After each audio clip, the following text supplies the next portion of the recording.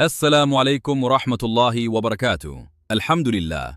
Wana aswahabi al-Qur'an wa Sunna, tunaendelea na darsa yetu ya mirathi sehemu ya pili. Sababu za kurithi moja.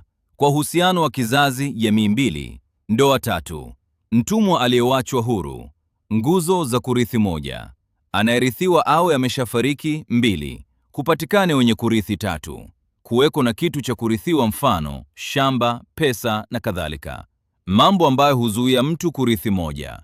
Mtumwa harithi wala harithiwi, na iwapo amerithi basi vyote alivyovimiliki ni mali ya bwana wake. Mbili, muuaji.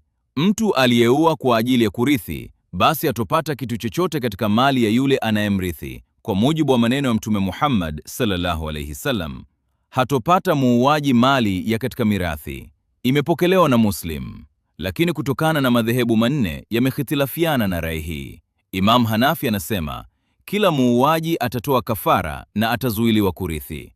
Imam Malik anasema iwapo ameua kwa makusudi ndiyo harithi, la sivyo basi atarithi. Imam Hanbal anasema kila muuaji atadhaminiwa kwa dia, kisasi na kafara na hatorithi.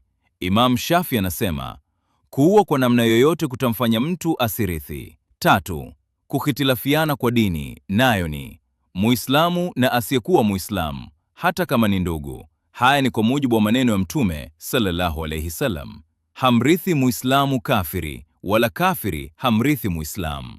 Imepokelewa na Bukhari na Muslim. 4. Mtoto aliyezaliwa nje ya ndoa, isipokuwa ikiwa maiti akiacha wosia.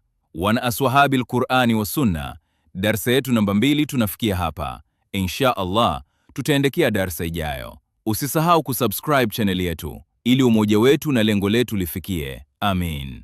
Share darsa hii iwe sadaka yako ya